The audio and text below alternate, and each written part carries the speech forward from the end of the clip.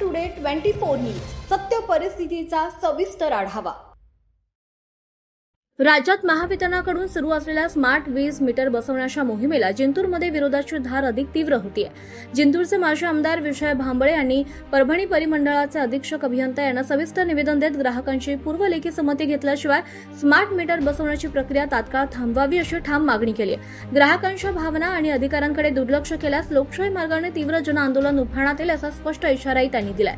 भांबळे यांनी निवेदनात नमूद केलं आहे की राज्यभर स्मार्ट मीटर योजनेबाबत नागरिकांमध्ये मोठ्या प्रमाणात संभ्रमाचं वातावरण आहे। अनेक ग्राहक स्मार्ट मीटरमुळे वीज बिलात वाढ होईल अशी भीती व्यक्त करतात। याशिवाय मीटर बसवण्याची प्रक्रिया पारदर्शक नसल्यानं आणि ग्राहकांना पुरेशी माहिती दिली जात नसल्यानं नागरिकांमध्ये असंतोष वाढतोय।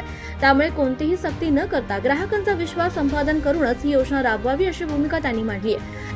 निवेदनात स्मार्ट मीटर बसवण्यापूर्वी प्रत्येक ग्राहकाची लेखी संमती घेणं, मीटर बदलण्यापूर्वी लेखी किंवा SMS द्वारे पूर्व सूचना देणं, स्मार्ट मीटरमुळे कोणताही अतिरिक्त आर्थिक भार पडणार नाही याची लेखी हमी देणं, तसंच मीटरचे रीडिंग, बिलिंग प्रणाली आणि तांत्रिक बाबींविषयी व्यापक जनजागृती मोहीम राबवण्याची मागणी करण्यात आली आहे। याशिवाय चुकीचे अथवा वादग्रस्त वीज बिल आल्यास स्वतंत्र आणि जलद तक्रार निवारण यंत्रणा कार्यान्वित करावी। मीटर बदलताना जुन्या व नव्या मीटरचे रीडिंग ग्राहकांना लेखी स्वरूपात द्यावं, तसंच न्यायालयीन प्रक्रियेचा अंतिम निर्णय होईपर्यंत ग्राहकांच्या इच्छेविरुद्ध स्मार्ट मीटर बसवू नयेत अशी मागणी निवेदनातून करण्यात आली आहे। या निवेदनावर परिसरातील अनेक नागरिकांच्या स्वाक्षऱ्या घेतल्या असून ग्राहकांच्या हितासाठी महावितरणानं तातडीनं सकारात्मक निर्णय घ्यावा अशी मागणी करण्यात आली आहे। अन्यथा जिंतूरसह जिल्हाभर जनजागृती मोहीम राबवून व्यापक लोक आंदोलन उभारलं जाईल असा इशारा माजी आमदार विजय भांबळे यांनी दिलाय।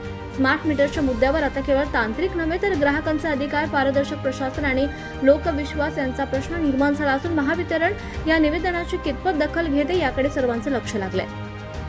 काय प्रश्न आहेत? पालकमंत्र्यांचा मतदारसंघ आहे। सगळ्यात महत्त्वाचं आमच्या जिंतूर मतदारसंघामध्ये परभणी जिल्ह्यामध्ये स्मार्ट मीटर बसवायचं काम सुरू आहे। जे स्मार्ट मीटर सर्वसामान्य नागरिकाला न परवडणार।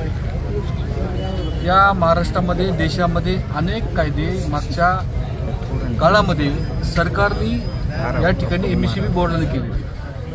त्याच्यामध्ये प्रामुख्यानं एक MERC सप्लाय कोड चे रेग्युलेशन 2021 मधला एक नियम असा आहे, एखाद्या ग्राहकाचं स्मार्ट मीटर जर त्याच्या घरी बसवायचं असेल तर 2 दिवसापूर्वी त्याला पूर्व सूचना दिली पाहिजे MECB बोर्डाला, आणि ती पूर्व सूचना दिल्याच्या नंतर त्या ग्राहकांनी संमती दिली पाहिजे की मला स्मार्ट मीटर बसवायचं।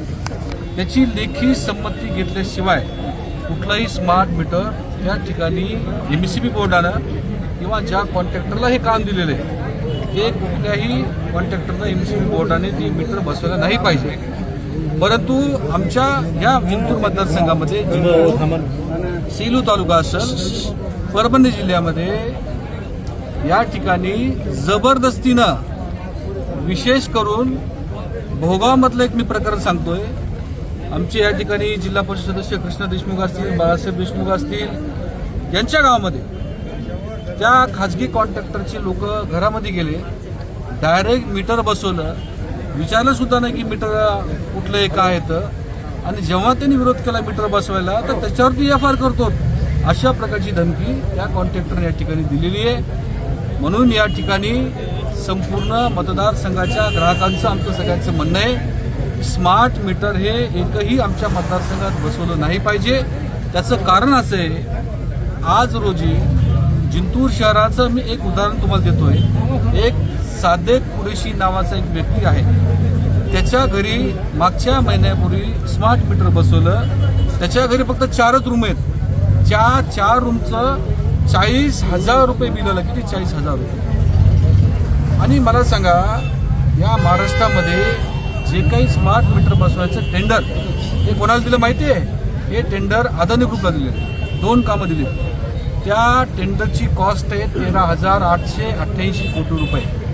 म्हणजे एवढा खर्च करून स्मार्ट मीटर बसवायचे, स्मार्ट मीटर बसवल्यानंतर MECB बोर्डाची सुधारणा करायची, आणि हेच MECB बोर्ड उद्या अदानीच्या हवाली करायचं। अशा प्रकारचं खूप मोठं षडयंत्र या महाराष्ट्रामध्ये या ठिकाणी सुरू आहे। आमच्या सगळ्या लोकांची, कार्यकर्त्यांची मागणी आहे की स्मार्ट मीटर या ठिकाणी आमच्या मतदारसंघात बसू नये आणि स्मार्ट मीटरमध्ये प्रचंड त्रुटी आहेत. या ठिकाणी स्मार्ट मीटर बसवले की एवढं फास्ट चालते ते 5,000-10,000 रुपये बिल येते एका व्यक्तीला. दुसरी गोष्ट, कुठल्या प्रकारचं MSCB मध्ये ताळमेळ नाही. कोणी इथं एखाद्या ग्राहकाची तक्रार निवारण केंद्र नाही या शहरामध्ये किंवा ग्रामीण भागामध्ये. म्हणून आमची सगळ्यांची मागणी आहे की स्मार्ट मीटर आमच्या तालुक्यात बसवायचं नाहीये. आम्ही आज रीतसर निवेदन दिलंय लोकशाही पद्धतीनं. मी आज जाहीर सांगतो, या तालुक्यात या मतदारसंघात जर कुठंही याच्यानंतर कॉन्ट्रॅक्टरनं किंवा अधिकाऱ्यांनी स्मार्ट मीटर बसवलं तर ते स्मार्ट मीटर आम्ही घरातून बाहेर काढू आणि MSCBच्या बोर्डाच्या ऑफिससमोर आणून फेकून देऊ. हे सुद्धा मला आजच्या या मुद्दामून प्रेसच्या माध्यमातून मला त्या कॉन्ट्रॅक्टरला सांगायचं. अशा पद्धतीची चूक या ठिकाणी कोणी करू नये, अशा प्रकारच्या मला सूचना या ठिकाणी द्यायच्या आहेत. दुसरा मुद्दा आमचा हा आहे की जिंतूर, सेलू, परभणी जिल्ह्यामध्ये प्रचंड लोडसेटिंग. खरं पाहिलं तर शहरामध्ये, ग्रामीण भागामध्ये संध्याकाळी 7 ते 10 ही लोडसेटिंग झालेली आहे. आज जर आपण बघितलं, प्रत्येक सबस्टेशनचा लोड कमी आहे ना. आज लोड कमी असतानाही लोडसेटिंग आमच्या मतदारसंघात जिंतूर, सेलूमध्ये या ठिकाणी झालेली आहे. ही लोडसेटिंग 100% बंद झाली पाहिजे, अशा प्रकारची मागणी आम्ही या ठिकाणी केलेली आहे. त्याचबरोबर जिंतूर, सेलू तालुक्यामध्ये सगळे पोल पडले, कुठं तार पडला, कुठं डिप्या बंद पडल्या. खरं पाहिलं तर एवढं मोठं मतदारसंघामध्ये ऊर्जा खाते, ऊर्जाच गायब झाली. ऊर्जा खात्याचा जर या ठिकाणी एवढा मोठा उद्रेक होतोय, या ठिकाणी काही भाड्याने लोक नाही आले. ते हे जे लोक आहेत हे प्रत्येक गावातला सरपंच आहे, नागरिक आहे, शेतकरी आहे, या सगळ्या लोकांची मागणी आहे. या मतदारसंघातले जे काही कामं हे चुकीच्या पद्धतीने झालेत, मेंटेनन्सची कामं या ठिकाणी होत नाही, ही सगळी कामं तात्काळ झाली पाहिजे, अशा प्रकारची मागणी आम्ही या ठिकाणी केली. चौथा विषय हा सगळ्यात महत्त्वाचा आहे, जो मी मागच्या महिन्यामध्ये MSCB बोर्डासमोर मी निवेदन दिलं आहे. आपल्या परभणी जिल्ह्यामध्ये 1,000 कोटी रुपयांची कामं चालू आहेत. गावठाण फिडरची किती 1,000 कोटी रुपयांची कामं चालू आहेत. ती कामं एवढी बोगस चालू आहे. मी तुम्हाला एक व्हिडिओ दाखवतोय, त्याच्यामध्ये आत्ता पोल उभे केले मागच्या 1 महिन्यापूर्वी, सगळे पोल पडलेत. माझ्या मतदारसंघामध्ये बामणी फिडरचं काम मी स्वतः त्या साईडवरती मी जाऊन आलो. त्या साईडवर आल्याच्या नंतर त्या ठिकाणच्या नागरिकांनी मला तक्रार केली की आत्ता पोल बसवले आणि ते पोल तात्काळ पडले. मी त्याचं एक्झाम्पल मी तुम्हाला फोटो दाखवतोय. फोटो कसे त्या ठिकाणी पोल पडलेले आहेत, हे त्याचे फोटो म्हणजे पोल पडलेले, हे त्याचा व्हिडिओ, म्हणजे जे की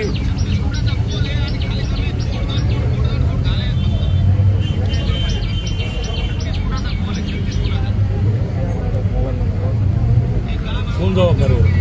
खरं पाहिलं तर हे 1,000 कोटी रुपयांची कामं जी जिल्ह्यामध्ये सुरू आहेत गावठाण फिडरची. खरं पाहिलं तर याच्यामध्ये मी मध्यंतरी तक्रार केल्याच्यानंतर एक वरिष्ठ अधिकारी असं म्हणला मला की हे एका मोठ्या नेत्यांची कामं आहे. त्याच्यामध्ये मोठमोठ्या मंत्री, राज्याच्या जे काही आपल्या जिल्ह्याचे काही नेते आहेत, त्यांचे काही जवळचे कॉन्ट्रॅक्टर आहेत, त्यांनीच हे कामं या ठिकाणी केलेत, अशा प्रकारची माहिती मला काही अधिकाऱ्यांनी दिलेली आहे. आणि मी जे काही सांगतोय, मला पत्रकार बंधूला विनंती करायची की आपणही एखाद्या साईडवर जावं, म्हणजे तुमच्याही लक्षात येईल ॲक्च्युली काम कसं व्हायलं. आणि गावठाण फिडरचं एकदाच काम होणार आहे. 1,000 कोटी रुपयाचा खर्च आपल्या जिल्ह्यात झाला की आता 25 वर्ष खर्च होणार नाही ना.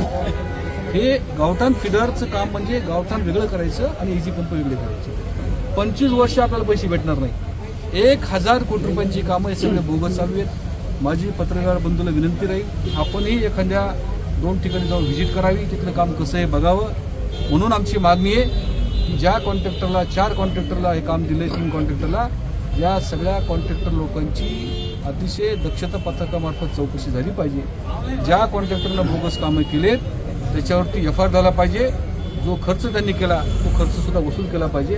प्रश्न हा आहे की या सगळ्या कामं एक कोणाला दिल्यात आणि दुसरी गोष्ट याला जबाबदार कोण आहे? मी आता जर निकृष्ट दर्जाची कामं 1,000 कोटीची होत असतील तर याला कोण जबाबदार आहे? याला मी आत्ताच सांगितलं की ज्या राज्याचे राज्यमंत्री, ऊर्जा मंत्री, ज्यांच्याकडे जे खातं आहे, आणि ॲक्च्युली हे सगळे प्रश्न त्यांनी सोडवले. एखाद्या कॉन्ट्रॅक्टरनं चूक केली तर राज्याच्या राज्यमंत्र्यांनी दखल घेतली पाहिजे. अनेक तक्रारी झाल्या, तर याला या ठिकाणी काही मंत्र्यांचा पाठिंबा आहे.